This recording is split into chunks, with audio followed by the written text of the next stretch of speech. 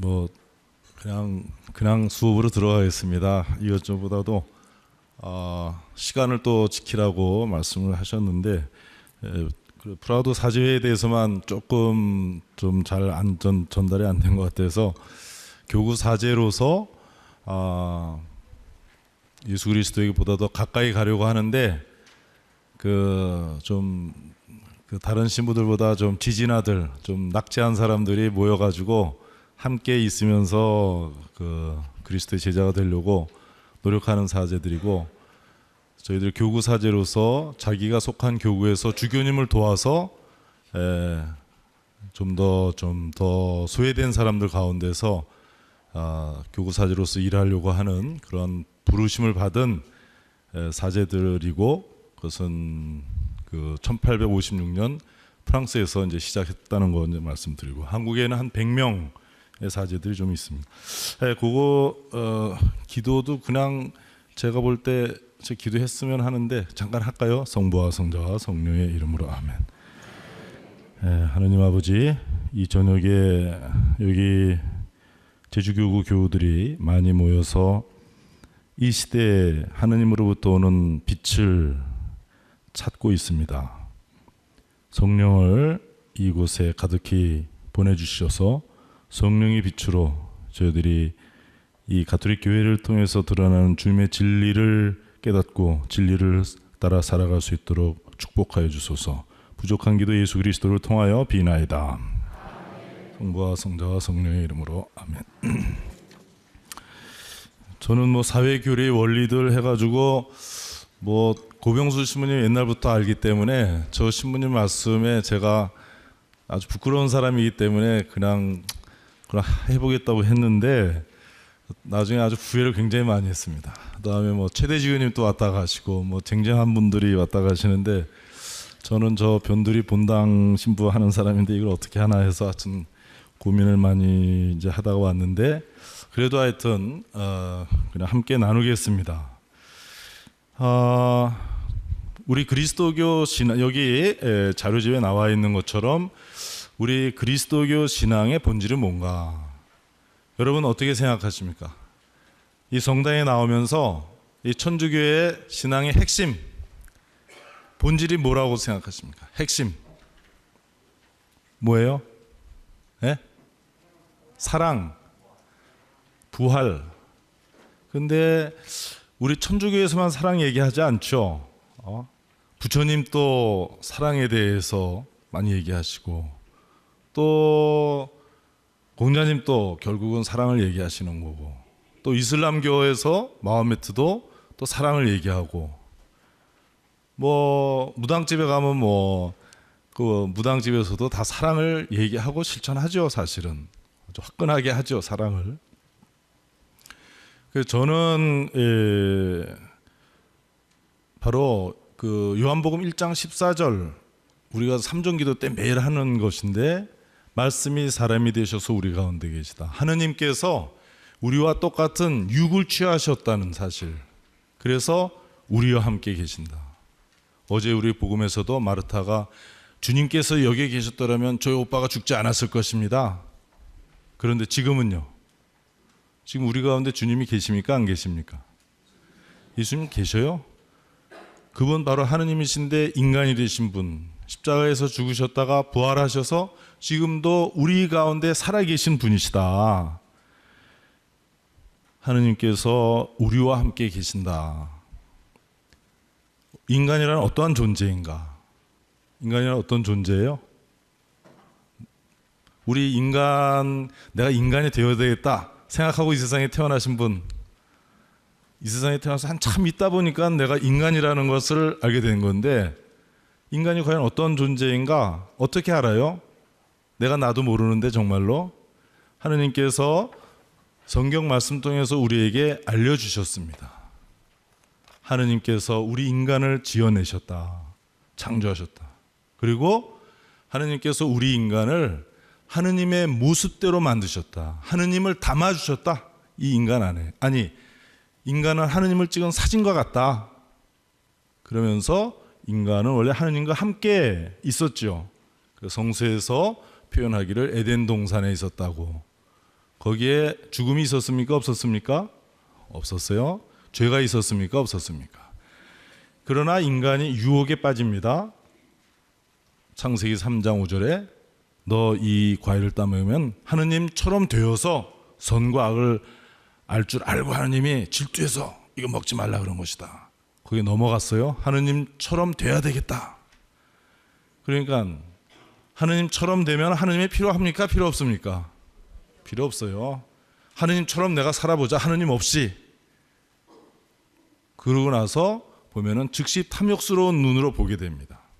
창세기 2장 맨 마지막에 아담에게서 하와가 나왔을 때 아담이 하와를 보면서 너무나 좋아가지고 내 살에서 나온 살이로구나, 내 뼈에서 나온 뼈로구나 하면서 좋아서 어쩔 줄을 모릅니다. 그래서 하나가 되는 거예요. 남녀가 하나로, 남녀를 하나로 마음과 영혼과 육체로 하나로 만들어주시는 하느님이신데 너 이렇게 숲속에 숨어있냐? 너 이거 뭐 큰일 저질렀구나. 그랬더니 아담이 뭐라 그랬습니까? 저 여자 때문에 그렇다고. 벌써 사랑하는 것이 아니라 미움으로 변하죠. 그 다음에 자, 하느님처럼 돼야 되겠다. 내가 선과 악을 내가 알아야 되겠다. 그러고 나서 아담과 하와 사이에 태어난 자식의 이름이 뭐죠? 카인과 아벨 사이에 무슨 일이 일어났죠? 형제의 피를 손에 묻히는 일이 벌어지고 있는, 오늘 이 세상에서 지금 벌어지고 있는 일이죠. 여기 이렇게 교들이 이 성당에, 아름다운 이 성당에 꽉 차 있지만은 얼마나 많은 사람들이 하느님 믿지 않고 자기가 하느님이라고 생각하면서 삽니까? 우리 교회가 이거 하면 된다, 이거 하면 안 된다. 교회가 스스로 말하는 겁니까? 아니죠. 하느님께서 알려주신 것을 우리 교회가 전하고 있는 것이죠. 근데 사람들은 자기가 이거는 되고 이거는 안 되고 스스로 판단하면서 살면서 오늘날 세상에서 이루어지는 그 모든 비참함, 바로 하느님을 떠난 인간의 비참함이고, 우리도 그 비참함을 함께 겪으면서 살고 있는데, 하느님께서 우리 한 사람 한 사람을 99마리가 아니라 한 마리씩을 여기 다 하나 불렀죠. 그 대표적인 한 마리 중에 하나가 졌지만 물론. 그래서 결국 우리 예수님 안에서 예수님과 하나 되어서 태어나고, 또 우리 미사 때 성체성사하면서 예수님 우리 안에 오셔서 우리와 완전히 하나 되는 것이죠. 예수님 누구예요? 하느님이십니다. 그래서 우리가 하느님과 함께 사는 것이죠. 그래서 시작할 때 사제가 주님께서 여러분과 함께, 또한 사제와 함께 우리가 바로 하느님과 함께 살게 된 것이다. 그러니까 인간의 모든 불행, 우리가 뭐 신문 펴들고 또 뭐 텔레비 뉴스 보고 인터넷 뉴스 보고 또 세상에서 벌어지는 내 가까이 집안에서부터 내 집안에서 친척들 가운데 우리 동네에서 이 사회에서 온 세계에서 일어나는 이 많은 불행, 이 불행을 보는데 이 불행 가운데 바로 이것은 하느님과 함께 있지 않기 때문에 인간이 자초한 것이죠. 하느님이 떠나라 그런 것이 아니라 내가 하느님처럼 되자, 하느님 없이 내가 좀 하느님처럼 살아보자 하면서 이제 인간이 불행을 겪는 것이고, 이제 이 근본 문제를 해결할 수 있는 방법은 뭐냐? 인간이 하느님과 함께 살아야 되는데 최소한 천년의 최고의 천재는 이걸 깨달았지 않겠습니까? 지금 또 티베트에 가고 인도에 가면은 사람들이 수행하는 이유가 뭐예요? 하느님께 가까이 가려고 하는 거 아닙니까? 근데 유한한 인간이 무한한 하느님에게 가까이 갈 수 있습니까? 없습니까? 그래서 하느님께서 인간이 되셔서 인간을 찾아오신 것이다. 누구죠? 예수님이십니다. 강생하신 분. 그러니까 이 그리스도교 신앙의 핵심은 바로 이것이고, 여기 제가 요한복음 3장 16절, 로마서 8장 32절, 또 마태복음 1장에서도 그 예수님의 그 탄생을 알릴 때 요셉에게 엠마누엘이라 하리라, 하느님께서 우리와 함께 계신다. 근데 또 맨 마지막에 마태복음 28장 20절에 세상 끝날까지 내가 너희와 항상 함께 있겠다. 우리가 이 하느님께서 우리와 같은 육을 취하신 인간, 그렇기 때문에 우리 인간을 따라서 저렇게 십자가에서 죽으신 분, 그러면서 부활하셔서 지금 우리와 함께 계시는 것입니다. 바로 바로 하느님께서 인간이 되신 목적, 아까 여러분이 부활이라고 그랬어요. 우리 신앙의 본질이 부활. 죽음에서 끝났다면 우리가 여기에 모여있을 리가 없죠. 자, 예수님 인간으로서 죽었는데 부활한 거예요. 듣도 보도 못한 일이 이루어진 겁니다. 새로운 인간이 나타난 거예요. 죽음을 이겨낸 인간이. 바로 이 하느님께서 인간이 되신 목적은 여기에 있죠. 그래서 인간이 죄와 죽음으로부터 구원되기를, 인간이 죄와 죽음으로부터, 죄와 죽음의 쇠사슬에서 해방되도록 하신 것입니다. 그래서 우리가 파스카의 신비, 새로운 파스카, 영원한 파스카, 십자가의 죽음에서 부활해로 넘어가고 그리스도와 하나 되어서 우리도 죽음에서 부활해로 넘어가는 그 여기에 동참하는 사람들입니다. 저는 여기서 마르코복음 8장 31절에서 34절의 말씀 좀 잠깐 보고 넘어가야 되겠다고 생각합니다. 예수님께서는 그 뒤에 사람의 아들이 반드시 많은 고난을 겪으시고 원로들과 수석사제들과 율법학자들에게 배척을 받아 죽임을 당하셨다가 사흘 만에 다시 살아나셔야 한다는 것을 제자들에게 가르치기 시작하셨다.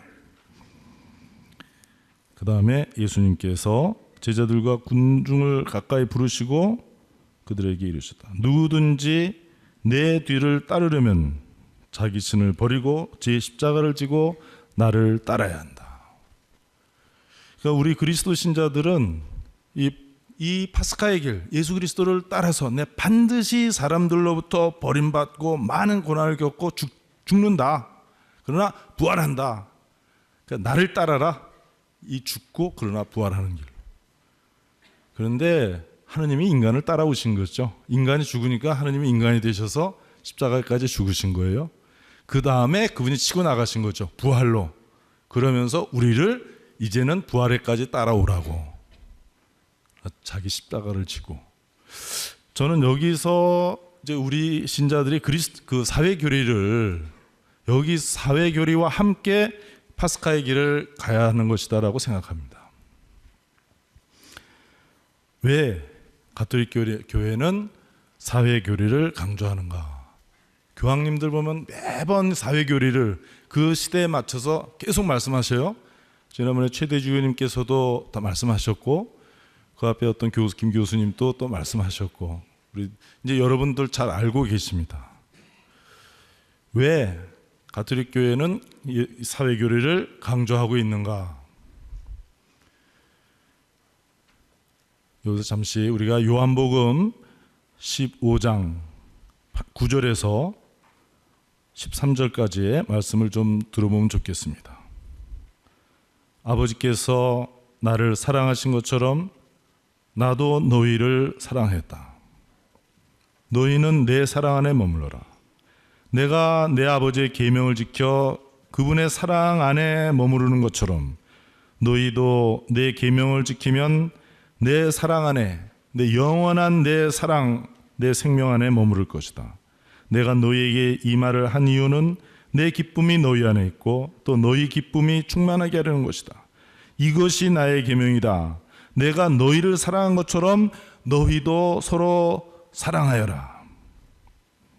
내가 너희에게 명령하는 것을 실천하면 너희는 나의 친구가 된다. 사랑해야 하는 사람들.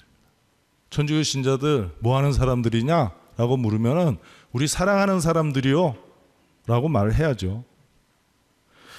자, 여기서 저는 이 저녁에 사회교리의, 우리가 말하는 오늘 사회교리의 출발점은 항상 성경, 또 예수님 말씀으로부터 시작한다고 저도 확신하고 있는데요.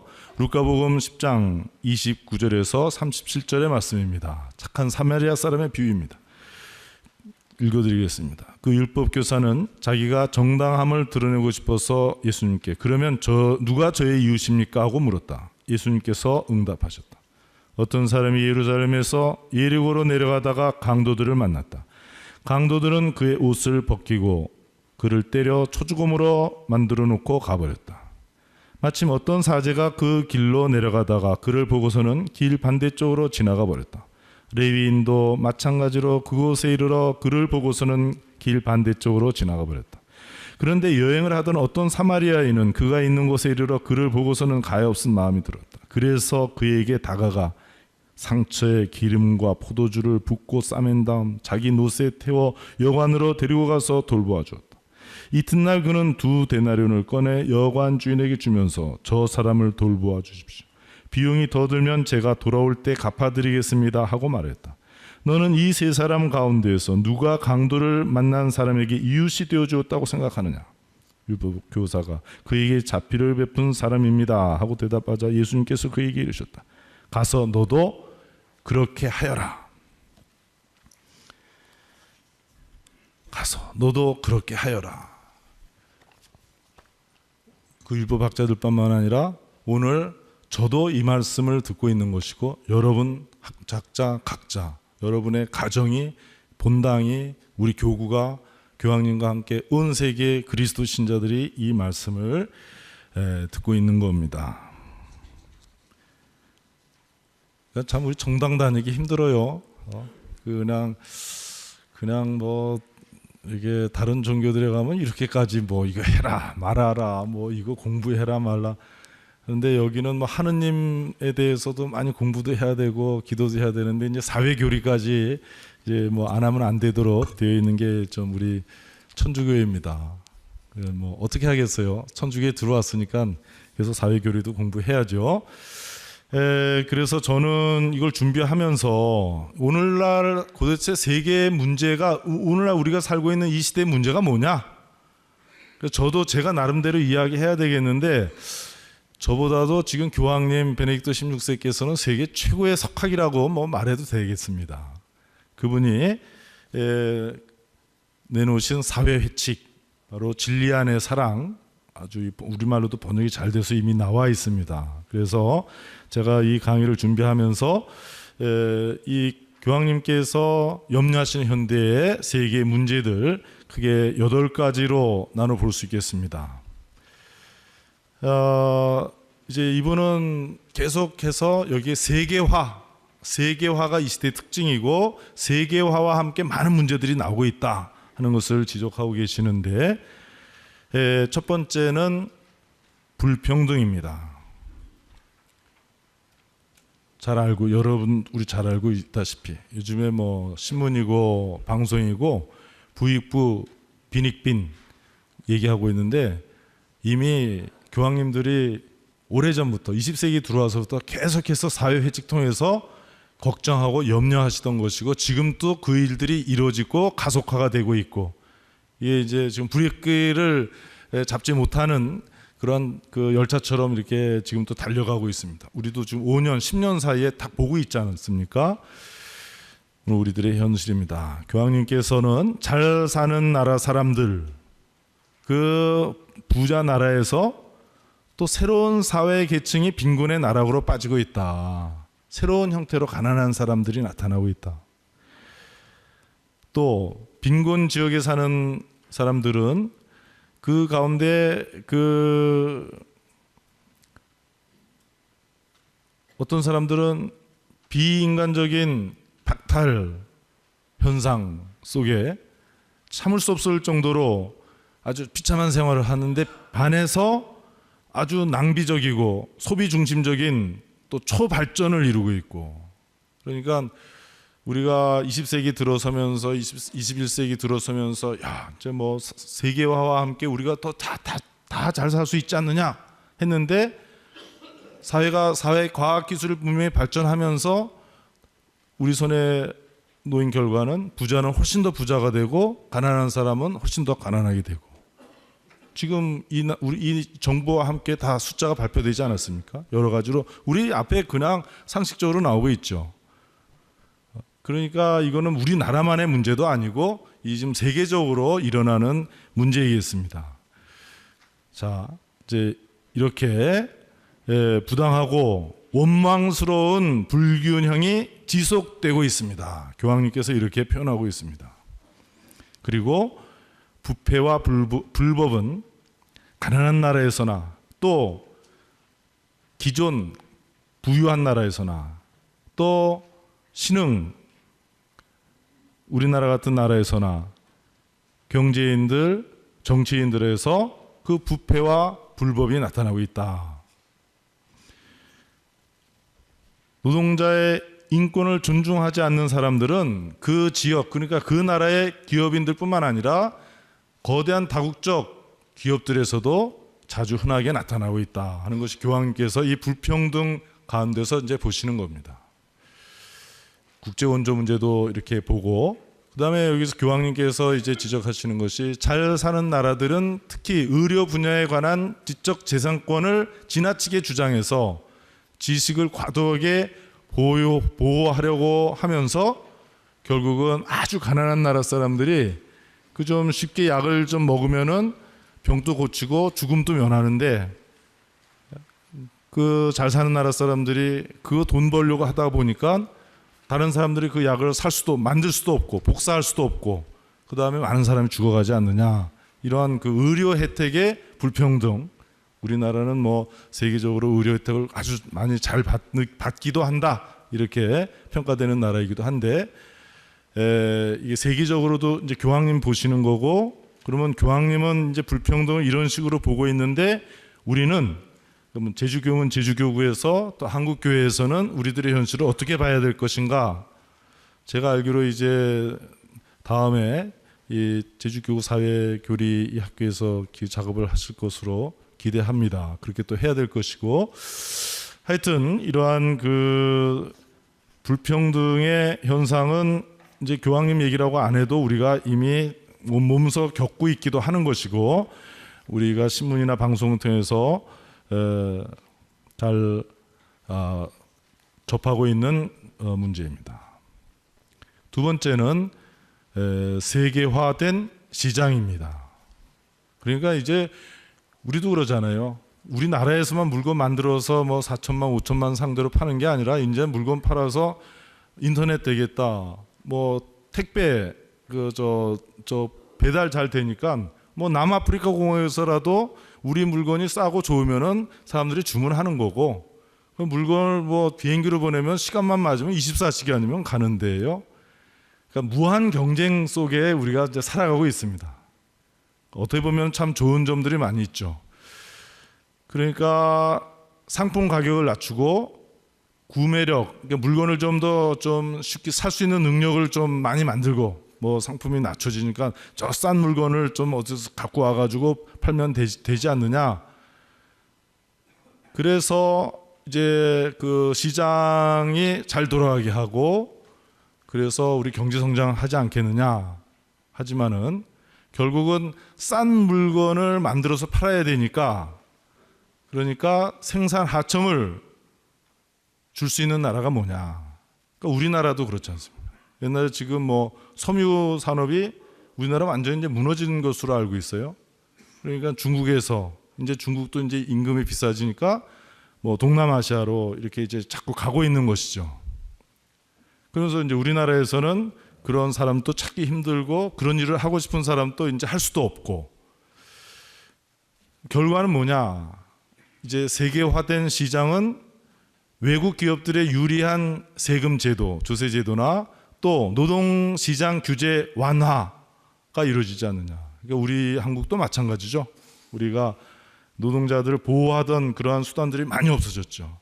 뭐 그러니까 쉽게 뭐 그 하청을 주고, 똑같은 데에서 일해도 한쪽은 정규직이고 바로 옆에서 같이 더 일하면서도 비정규직으로서 이제 나와서 파견 근로를 하고 있고, 그동안 우리가 뭐 5년, 10년 사이에 우리 온몸을 겪고 있는 것들이 여기서 다 나타나고 있습니다. 그렇게 해서 그 결국은 각 나라에서 그 생산 공장을 세우도록 외국 기업들을 유치하려는 나라들 사이에서 아주 새로운 경쟁이 일어나고 있고, 이런 가운데에서 우리가 이제 느끼듯이 우리 일자리가 없어지기도 하고, 또 우리 일자리가 새로 생기면서 다른 나라 사람들의 일자리가 또 없어지기도 하고, 이제 그러는 가운데서 갑자기 이제 황당한 그 경우를 우리가 겪죠. 이게 쉽게 말을 하고 넘어가지만 제가 뭐 일자리 있고 한참 애들 커가지고 막 돈 많이 들어가야 되는데 내 일자리가 없어지면 어떻게 합니까 이거? 어떻게 해요? 뭐 정말 깜깜해지는 것이죠. 자, 하여튼 그 오늘날의 문제, 우리가 극복해야 될 문제 중에 하나가 이 시장이 세계화되어 있다. 여기서 더 싼 값의 물건을 만들려고 하니까 그러면서 자꾸 뭔가 새로운 조건을 찾아가고 그러다 보니까 우리나라 사람들도 이제 예를 들면 우리나라 사람들이 뭐 좋게 평가하든 나쁘게 평가하든 다른 문제인데 뭐 자꾸 나름대로 조건을 요구했었는데 요즘에는 이런 조건 저런 조건 요구하지 못하죠. 왜냐하면 물건 그러면 우리 중국 가서 만든다, 캄보디아 가서 만든다, 미얀마 가서 만든다 그러면 이제 꼼짝 못하게 되는 것이죠. 그러니까 여러 가지 어려움을 겪고 있다. 하여튼 어떻게 해결하느냐 그건 이제 그 다음 문제고. 세 번째로 사회보장제도의 축소를 말하고 있습니다.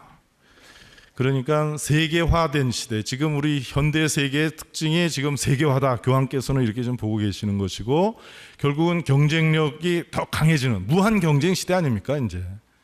그러니까 돈 벌려면 확 벌 수 있지만 확 벌 수 있는 사람은 하나뿐이 없고 많은 사람이 죽는 거예요. 옛날에는 향토 기업에서 살았는데 이제 우리 국내 기업 중에서 최고가 살아남다가 이제 국제적으로 이제 경쟁이 붙어서 거기서 살아남는 사람 한두 사람이고 다른 사람들은 이제 다 아주 어려워지게 된 것이죠. 그리고 한참 돈 들어갈 때 이제 어떻게 이제 해결하느냐 그런 어려움들 있고 그런 가운데 사회 보장 제도가 축소되고 있는 것이고 그래서 노동자의 권리도 약해지고 그리고 기본적인 인간의 기본 권리, 의식주를 비롯한 이번 기본 권리도 심각하게 위협받고 그리고 이러한 그 연대성을 심각하게 위협하는 결과를 초래하였다. 그러니까 이것은 개발도상국뿐만 아니라 또 기존 선진국들 그리고 후진국들에서도 다 같이 지금 나타나고 있다. 그러니까 그렇게 막 내몰리는 가운데 인간이 갑자기 이제 다 뻘거 벗기운 채로 아주 추운 벌판에 서 있는 꼴이 된 것이다라고 말할 수 있겠습니다. 그리고 흔히 국제 금융기관들의 압력으로 복지 예산을 감축하고 있고 그럼으로써 새로운 위험들이 사람들을 이제 대규모로 위협하고 있다 하는 것을 이제 볼 수 있겠습니다. 네 번째 이제 노동조합 문제입니다. 노동조합의 효과적인 보호가 이루어지고 있지 않다. 뭐 우리나라에서도 노동조합에 대해서 뭐 나름대로 다 얘기할 수 있겠죠. 그런데 뭐 보는 입장 뭐 그때마다 다르게 나타나는데 하여튼 전체적으로 보면은 지금 노동조합이 잘 보호받지 못하고 그리고 노동조합이 참 무기력한 상태에 빠져버리는데 그게 더 증대하고 있다. 그러니까 어떻게 보면 지금 이 얘기가 서로 좀 이해할 수 있죠? 느끼죠? 그러니까 지금 세계화로 동시에 지금 온 세계에서 일어나는 현상이라고 할 수 있겠습니다. 그래서 교황님 이 말씀을 들으면서 우리가 오늘 우리 사회를 어떻게 이해할 것인가 생생하게 교황님 보시는 거고 나는 그러면 제주도에서 사는 사람으로서 어떻게 볼 거냐 한국 사람으로서 어떻게 볼 거냐 하는 기준을 우리가 잡을 수 있겠습니다. 그래서 노동조합은 노동자의 이익을 대변하는 임무를 수행하는 데 있어서 더 큰 어려움을 겪고 있다. 이것은 그 이유는 부분적으로는 정부가 경제적 효용을 이유로 해서 우리가 지금 우리 경제 발전을 해야 되고 외국하고 지금 경쟁을 해야 되는데 이거 그 노동조합 자제해라 말이야. 너 협상 능력 좀 줄이고 뭐 이렇게 제안하기 때문이다. 그리고 또 교회가 굉장히 강조하고 있는 것이 노동조합인데 그러니까 옛날 우리 얼마 전까지도 뭐 북한에서 지금도 쳐들어오죠. 뭐 연평도 뭐 무력 도발부터 시작해서 그런데 얼마 전까지는 온 세계가 그 공산주의의 그 위협 앞에서 벌벌 떨고 있었지 않았습니까? 그럴 때 교회는 여기서 우리가 공산주의로 가는 것이 아니라 힘없는 사람들이 노동조합을 통해서 이 사회 안에서 살아남아야 된다고 계속 강조해 왔습니다. 천주교에서는. 이것을 우리가 오늘날 이 새로운 산업 환경 안에서도 이것을 포기하면 안 된다. 그러니까 그렇다고 뭐 무조건 뭐 잘하고 있다라고 뭐 이렇게 얘기해서는 안 된다고 생각하는데, 여기서는 그 얘기하는 시간이 아니고 또 제 개인적인 견해를 밝힐 필요도 없고 좀 그런데, 하여튼 이것을 천주교회에서는 노동조합을 장려한다는 것을 원래 이 교회 전통 안에서 하고 있다는 걸 여러분 알고 계시면 좋겠습니다. 다섯 번째는 노동의 유동성. 그러니까 파견 근무제도 여기서 포함할 수도 있겠지만은 그 외국인 노동자들 문제를 우리가 여러분 여기서 생각하면 좋겠습니다. 그러니까 이것은 부의 생산이 더 잘 이루어지죠. 만약 우리나라 지금 외국인 노동자가 다 싹 나가버리면 우리 경제가 멈출지도 모르죠. 그런 얘기를 우리가 이제 쉽게 합니다. 그러니까 부의 생산을 이렇게 촉진시키고 또 그러면서 문화 교류도 이루어져요. 그러니까 외국인들하고 같이 이제 해야 되니까 사람들을 서로 이해해야 되고, 그래서 좀 뭐 적게나마 크게나마 노력하고, 텔레비전 프로그램에서도 아시아의 여러 나라들 자꾸 이제 소개시키고 그 사람들 나와가지고 자꾸 이제 우리나라에 대해서 그 사람들의 입장에서 보는 우리나라 삶도 자꾸 얘기하게 되고 이렇게 되는데, 그러나 유동성이 이루어지고 그래서 규제를 완화하고, 그러니까 내가 여기서 내 공장에서 일한다 그러면 한국 사람들이 일하던데 외국 사람들도 같이 와서 일해야 되니까 그 뭔가 하지 말라고 하던 것들을 자꾸 없어지고, 그러니까 그 노동자들을 보호하기 위한 수단들이 아무래도 좀 적어졌지 않습니까? 우리나라에서도 이제 그렇게 되면서 그 노동 조건이 더 좀 불안정해졌다. 그러면서 또 심리적으로도 불안하고 굉장히 많이 불안한 상태에서 살고 있고, 그래서 결혼하는 것도 쉽지도 않고, 그래서 장기적인 인생 계획의 수립에 어려움을 불러일으키고 있다. 교황께서 이렇게 자세하게 우리 신자들의 삶, 또 신자 아닌 사람들, 온 세상 사람들의 삶에 대해서 이렇게 염려하고 보시고 계십니다. 또 여섯 번째 문제로는 실업자 문제입니다. 뭐 이거는 뭐 얘기 안 해도 우리 다 알고 있는 문제입니다. 그러니까 오늘날, 그러니까 참 이거 귀신이 고칼 노릇이에요. 죽어라고 공부해놨는데도 대학 졸업하고 나서 아무리 좋은 대학 나와도 요즘에는 실업자 되고, 사법고시에서 사법연수원 다 하고 나와도 그래도 또 실업자가 된다고 하고 있고, 의과대학에서 의사하고 나와도 실업자가 되고 있고, 그러니까 지금 뭔가 했던 온 세상의 힘을 그 소용돌이 속에 있는 심각한 문제 중에 하나가 실업자 문제다.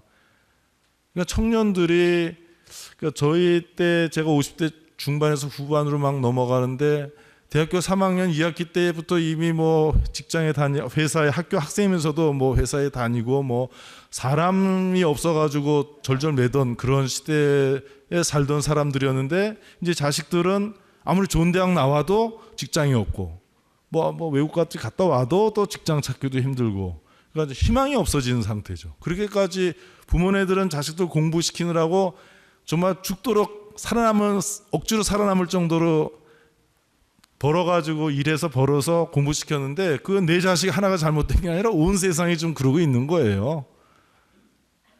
좀 하여튼 이걸 뭐 어떻게 말해야 될지 모를 정도로 이 실업자 상태에 있는데, 이거 악화일로에 있다 지금 상태가. 오랜 기간 직업이 없거나 또는 공적 사적 지원에 의존하고 있는 것인데, 그러니까 지금 우리도 그러죠. 그러니까 조심스럽게 이거 보고 말해야 되지만은 서울의 영등포역 앞에 무료 급식소가 무려 7군데 있어요. 다 잘 됩니다. 그리고 또 대기업에서 그 돈이 많이 그쪽으로 와요. 물건이랑 계속 많이 흘러 들어온다고요.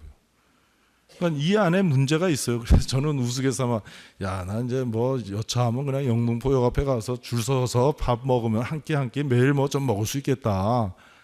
이틀에 한 번은 고기 나온다는데, 그런데 이런 식으로 살아야 되는 거냐 인간이? 그러니까 우리나라에서도 이제 이것이 일반화되고 있고, 외국에도 뭐 사람들 줄 서서 그냥 무료 급식 얻어먹고 있는 거였는데 이거 바람직한 상태가 아니죠. 이제 이러한 실업자 문제, 그리고 이거는 계속 악화일로에 있다. 제가 뭐 불란스에 유학이라 그러는데 그냥 간 거고요. 그냥 갔는데 가서 얼마 안 돼서 그 프랑스 작은 도시에 우리 실업자가 12% 13%라고 신문에도 이렇게 나오고 멀쩡한 사람인데 실업자예요. 여러 해째 내가 실업자로 살고 있다고. 그래서 야, 이거 이해가 안 간다. 나는 한국에서 와서 우리는 못 사는 나라라고 생각했는데 우리는 뭐 실업자가 아니라 사람이 없어서 난리치는데, 근데 거기는 상태가 더 나빠지고 우리나라도 지금 실업자 문제가 이렇게 그냥 순식간에 이제 우리들의 문제로 이렇게 닥친 것이고, 이거 어떻게 해결할 것이냐, 지금 특별한 해결책도 없는 상태에 우리가 있습니다. 자, 다음으로 넘어간다고 하지만, 그러나 다음으로 넘어갈 문제가 아니라 이 문제 한 사람 한 사람 얼마나 여기서 고통스럽게 다 살고 있냐. 그러니까 직장 없으니까 젊은 사람들 시집장가도 못 가요. 그걸 보고 있는 부모는 또 얼마나 또 인생 그렇게 고생했는데 이게 뭐냐? 저 자식을 위해서 우리 부모님들 정말 모든 것을 다 포기한 사람들인데, 근데 자식이 잘못한 것도 없어요. 죽도록 어떻게 보면 우리 시대보다도 더 많이 공부하고 지금 이러한 절망 속에 살아가는 사람들. 그 다음에 없는 정말 못 사는 나라 사람들, 텔레비 한번 이렇게 르포 다큐멘터리를 한번 보세요. 뉴스에 그렇게 길거리에 서 있는 그 남자들 쭉 서서 아무것도 없고, 그런 속에서 인간이 정말 어떤 존재로서 살아가고 있느냐, 이거 외면하면서 우리가 하느님의 축복을 받고 있다고 과연 말할 수 있겠는가? 우리 일본에 지진 나고 쓰나미 나고 저놈들 이제 우리한테 자꾸 못 살게 굴고 뭐 독도 지네 땅이라더니 잘 됐다 그랬더니 그 다음에 어떻게 됐어요? 핵 방사능 위협이 우리한테 날아오는 거 아니에요? 그러니까 우리 다 같이 잘 살아야지 옆에 있는 사람 눈에서 피눈물 나는데 내 눈에서 곧 또 피눈물이 난다고요. 그 다음에 이제 교황께서 보는 문제가 7번째 식량 부족 문제입니다. 우리는 이렇게 좀 막된 얘기 해서 좀 그렇지만 우리는 배불러 죽고, 우리 동족들 여기서는 좀 키로가 좀 넘네. 서울에서는 바로 몇십 킬로 20-30킬로 넘어서면 북한에 있는 같은 민족 동포들은 배고라 죽고 겨울에 또 얼어 죽고 약 없어서 또 죽고 뭐 정말 형편없이 그러고 살아가는 거예요. 그러니까 식량 부족 우리하고 무관하다? 우리하고 무관한 게 아니라 우리 동족의 한쪽에서는 배고라 죽고 있는 거예요. 우리는 배불러 죽고 배불러서 이제 병 걸려서 죽는 판인데, 이게 남의 문제가 아니다. 그런데 교황께서 말씀하시는 것은 기아는 뭐 먹을 게 없다는 물질적인 부족보다는 사회 자원의 부족에서 오는 것이다라고 이분이 분석하십니다. 그러니까 그래서 가장 중요한 것은 제도적 자원이다. 제도가 잘 되어 있느냐 안 되어 있느냐. 영양 공급을 위한 충분한 식량과 물을 정상적으로 확보해주고, 자연재해나 국내외 정치적 무책임 때문에 발생하는 실질적인 식량 위기에서 생기는 그 기초 생필품의 부족에 대처할 수 있게 하는 경제 제도의 연결망이 부족하다. 그러니까 제가 알고 있는 어떤 나라, 이런 나라 사람들이 내 얘기 들으면 기분 자존심 상할지 모르겠지만 IT 같은 데는 그 지진 난 지 1년이 지났잖아요. 이 사람들은 그걸 어떻게 해볼 능력이 없는 거예요. 그러니까 그 사람들이 머리 좋은 사람들 다 미국으로 가버리고, 그냥 여기서는 외국이 뭐 우리를 도와주겠지. 제가 알기로는 정부에 돈이 많이 와 있어요, 세계적으로. 근데 이걸 어떻게 풀어가지고 해결해야 될 줄 모르는 거예요. 어떤 사람이, 선생님이 네팔에 겨울방학에 갔다 왔는데 아주 소주거머니 돼서 왔어요. 근데 왕정은 이제 끝나고 새로운 이제 그 공화국이 나와야 되는데 이 사람들이 그걸 할 줄을 모르는 거예요.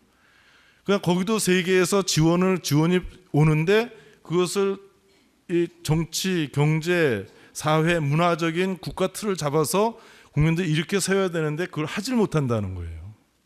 그러니까 어떻게 해야 되는지 진짜 그냥 도와줘도 어떻게 도움이 가지 않는 그러한 상황에 사람들 오늘 놓여 있고 거기서 사람들은 굶어 죽고 비참한 상태로 살아가고 있습니다. 그러니까 식량 불안 문제는 그 구조적인 원인을 제거하고 그리고 가난한 나라들의 농업 발전을 촉진해서 장기적인 관점에서 해결해야 된다. 우리가 잘 보고 있어야 되겠습니다. 그야말로 정말 막말로 우리가 계속 이제 수출해서 먹고 사는 나라인데 우리나라가 수출입에 너무 의존하고 있는 게 이제 우리 경제의 이제 문제인데 계속 수출을 하려면 살 수 있는 능력이 있어야지 우리가 뭐 물건을 만들어서 팔 거 아니에요? 당장 먹을 것도 없어서 굶어 죽는 판에 우리는 어떻게 되겠습니까? 그러니까 이런 문제도 우리가 좀 우리 현실적으로도 좀 잘 보고 있어야 되겠어요. 그다음에 이제 8번째로 환경 파괴 문제입니다. 교황께서 여기서 분명히 말씀하시는데 환경은 하느님께서 모든 인류에게 주신 선물이다. 이제 자꾸 이제 교회에서는 이 얘기가 좀씩 들려오죠. 우리들의 환경 저거 그냥 우리가 막 돈 벌기 위한 수단으로 뭐 이거 나무도 뭐 잘라 먹고 그다음에 물도 갖다가 뭐 이렇게 저 공장 돌리는데 뭐 쓰기만 하면 다 되는 것이고 막 써도 되는 것으로 생각했는데 그것이 아니라는 것이 지금 지구 온난화라는 심각한 현상으로 우리 다 알고 있는 그런 문제인데, 자, 그러니까 환경이라는 것은 하나님께서 모든 인간에게 주신 선물이다. 그리고 이 환경, 자연 환경을 사용하는 우리는 책임이 있다. 가난한 사람들에 대해서, 그리고 미래 세대에 대해서, 그리고 인류 전체에 대해서 책임이 있다. 인간을 비롯해서 자연을 그냥 단순히 우연히 생긴 거다. 우연히. 사람들 무신론자들은 그냥 우연히 그냥 생긴 거다. 빅뱅의 이론 뭐 하면서 뭐 우연히 생겼다는 말도 안 되는 말을 이렇게 하는데, 그리고 진화를 하다 보니까 이렇게 나온 것이다. 그렇게 보면은 책임질 일이 없어지죠. 거기선 책임질 일이 없습니다. 신앙인은 자연 안에서 하느님의 창조 활동의 놀라운 결과를 깨닫고 그래서 책임감을 갖고 자연을 이용하는 겁니다. 그래서 자연을 존중하고 자연의 법칙을 존중하고 그러는 가운데 물질적인 욕구든 아니면 인간의 정당한 욕구를 그 안에서 충족시켜 나가는 것이다. 자연을 존중하고 자연의 질서 안에서 또 우리 자연을 하나님이 우리에게 주신 선물이니까 그 선물을 절제하면서 잘 활용해서 우리가 행복하게 살아갈 수 있는 것이다. 우리 여기 이런 나무, 자연, 이 돌 다 잘 활용해서 하느님께 봉헌하고 하느님의 축복을 듣고 하느님의 위로의 말씀을 전해 듣고 결국 인간이 되신 하느님 그 예수 그리스도의 몸도 여기서 받아 먹는 거 아니냐. 그 빵이 어디서 나온 거예요? 자연이 우리에게 가져다 준 거 아니에요?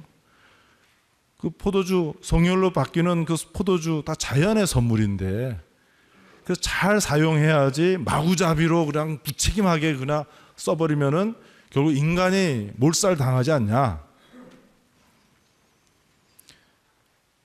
그러니까 인간은 이렇게 많이 발달된 기술을 가지고 자연을 보호하고 그러는 가운데 자연의 혜택을 누리면서 자연을 새롭게 갖고 나가야 되겠다. 그래서 자연을 합리적이고 책임 있게 관리하여야 합니다 라고 얘기합니다. 그러면서 좀 무시무시하게도 좀 말씀하셔요. 교회는 무엇보다도 인류가 자멸하지 않도록 보호하여야 합니다. 어떤 환경론자 우리 100년 후에 이 지구에 인간 하나도 안 남았을 수도 있다. 우리 일본 쓰나미 보세요. 그러니까 이게 쓰나미니까 이렇게 되는데 우리가 염려하는 그러한 일들이 막 급속하게 진행되면은 몰살 당할 수도 있지 않냐. 지금이라도 우리가 정신 차리고 살려내야 되는 거 아닌가. 예수님이 이웃을 사랑해라. 어떻게 사랑하느냐. 이 문제 앞에서 사람들은 저렇게 죽어가고 있는데 그냥 뒷짐지고만 있을 것이냐. 이제 여기서 교황께서는 이 진리 안에서의 사랑, 진리 안의 사랑, 이 33항에 보면은 또 이런 말씀도 하셔요. 지금 우리는 새로운 형태의 식민화 그리고 신구 외세에 대한 지속적 의존, 그리고 독립을 이룬 국가 내부의 심각한 무책임, 이러한 것이 계속 사람들을 가난에서 벗어나지 못하게 한다. 근데 뭐 우리도 이게 식민지 반식민지냐 아니냐 뭐 이런 얘기도 하기도 하지만은 하여튼 아니라고 우리 다 말하고 살 수 있기도 한 것 같기도 하고 아닌 것 같기도 하고 한데, 이제 근데 문제는 우리가 또 다른 데 가서 보이지 않는 경제 식민지화 시키는 거 아니냐, 혹시. 그래서 그 사람들 계속 못 살게 하면서 우리만 좀 더 잘 먹고 있는 거 아니냐. 그렇게 되었을 때 우리에게 과연 복이 돌아올 것이냐, 한번 같이 생각해 봐야 될 문제인 것 같아요. 우리들이 당하고만 있다고 생각하지 말고, 막 붕괴하지 말고, 우리 다 같이 어떻게, 그러나 이 문제는 옛날 시대의 식민지는 아니지만은 오늘날 새로운 형태의 교묘하게 더 발달된 식민지로 우리 있는 거 아니냐. 결국 사람들은 더 계속 가난의 나락에서 벗어나지 못하고 있다. 두 번째로 얘기한 게 신구 외세에 대한 지속적 의존. 아주 못 산 나라들에 대해서 계속 보이죠. 지금 아프리카 같은 데서 그렇게 그 천연 지하 자원이 많은 나라들인데 우리나라 사람들이 그런 데 살았으면 어떻게 됐을까 모르겠어요. 그런데 거기서 외세에 의존하고 거기에 부정부패 있고, 그래서 극소수의 사람들 무지하게 부자로 살고 그 대부분의 사람들이 그렇게 비참하게 살고, 그러면서 하여튼 외세에 대해서 계속 의존하고 있고 의존하게 만들어 놓은 그런 체제 안에서 많은 다수의 사람들이 비참하게 살고 비참하게 죽어가고 있지 않느냐. 그리고 그 내부의 심각한 무책임, 그거 부정부패.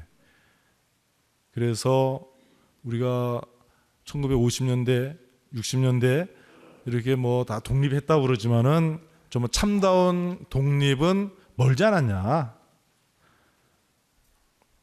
이렇게 이런 가운데 사람들이 힘들게 고생하면서 살고 있고, 우리 지금 인터넷 시대입니다. 모든 것이 다 우리 눈앞에서 다 벌어지고 있지 않습니까? 그러니까 멀리 있는 사람들이 아니라 바로 우리 가까이 와 있는 이웃들이고, 그러다 보니까 우리나라에는 온 세계 못 사는 사람들이 다 노동자로 와 있잖아요. 모든 대륙에서. 그리고 이제 우리하고 함께 사는 사람들이에요. 그러면서 또 혼인도 자연스럽게 이루어지고 있는 일이고, 하여튼 우리가 사회교리를 배우는데 지금 우리에게 둘러싸여 있는 문제가 뭐냐 하는 것을 함께 보려고 했습니다. 다시 한번 우리의 출발점이라고 하는 것은 우리 신앙의 핵심, 하느님 우리와 함께 계신다고 하는 사실, 그분이 우리를 구원으로 이끄시는 파스카의 길, 그것에 동참하라고 요청하시는데, 구체적으로는 한편으로는 이 사회 교리를 갖고 우리가 동참을 해야 된다. 왜? 하느님, 요한복음 3장 16절, 하느님께서 세상을 사랑하셨어요? 아니에요. 지금 이번에 세 번 여기 보면은 요한복음 3장 16절에 하느님께서 세상을 너무나 사랑하셔서, 그래서 외아들을 보내주신 거예요. 너무나 사랑하셔서 외아들을 보내주시고, 그분 안에서 우리를 단죄하려는 것이 아니라 구원하려는 것이고, 구원을 우리 몇 사람만 받으려는 것이 아니라 모든 사람이 구원받게 초대하신 것이니까 우리가 전교해야 된다. 그러나 전교만 하는 게 굶어 죽어가고 파괴되는데 무슨 전교가 이루어지겠어요. 그러니까 넓은 의미에 보면 전교고, 하여튼 이렇게 한꺼번에 다 뭉뚱그리지 말고 우리가 전교를 해야 되는데, 사람들을 사랑해야 된다. 오늘 사람들이 어떤 상태에 놓여 있는가, 저는 이 시간에 우선 교황님의 문헌과 함께 교황님 문헌을 소개하면서 교황님 무슨 걱정을 하고 계시는가, 한마디로 말해서 세계화인데 그것은 바로 오늘 우리들의 일이지 않은가. 좀 쉬어야 될 시간이니까 좀 쉬었다 하겠습니다. 감사합니다.